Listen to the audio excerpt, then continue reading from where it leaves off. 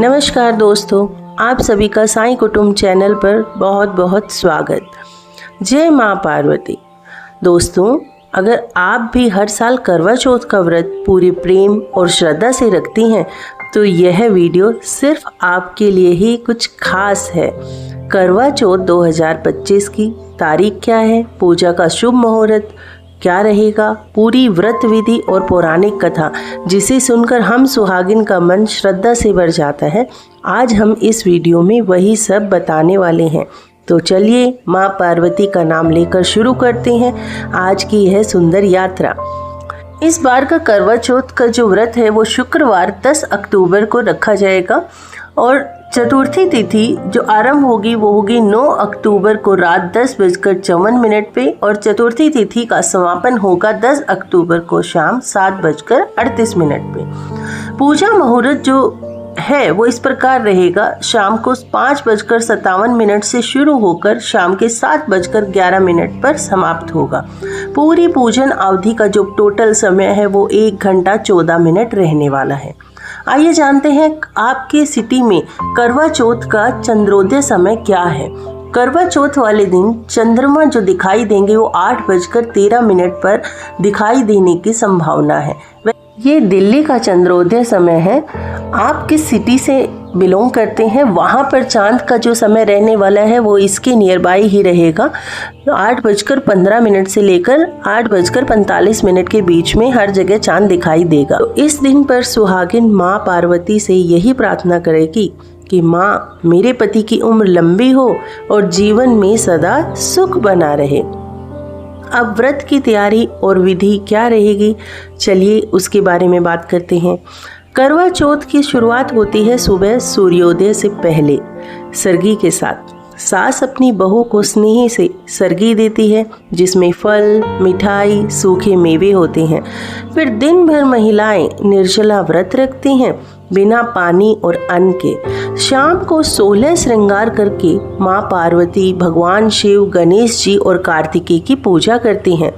थाली में रखे करवा, दीपक, चावल, रोली, 16 श्रृंगार की वस्तुएं और मिठाई। इसके बाद आती है वो सबसे पावन घड़ी करवा चौथ की कथा सुनने की। तो चलिए कथा प्रारंभ करते हैं। बहुत समय पहले की बात है। एक राजा के 7 पुत्र और 1 पुत्री थी। सभी भाई अपनी बहन से बेहद प्यार करते थे। शादी के बाद पुत्री जिसका नाम वीरावती था, उसने पहला करवा चौथ व्रत रखा। वह पूरे दिन भूखी प्यासी रही, लेकिन शाम तक चांद नहीं निकला। कमजोरी से उसका चेहरा पीला पड़ गया। अपने बहन को इस हालत में देखकर भाइयों से रहा नहीं गया।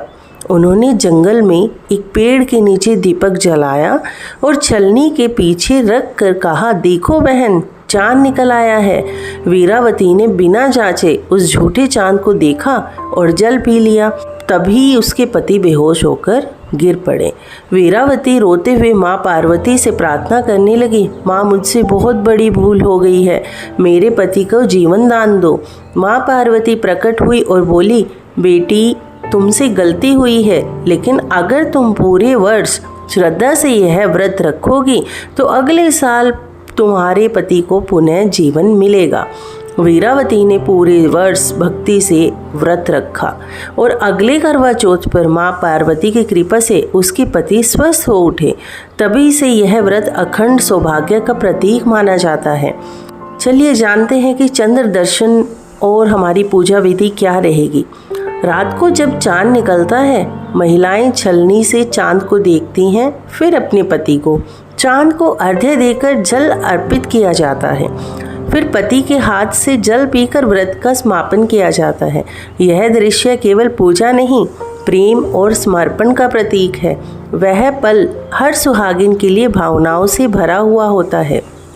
शास्त्रों के अनुसार जो स्त्री सच्चे मन से करवा चौथ का व्रत करती है उसे माँ पार्वती का आशीर्वाद मिलता है।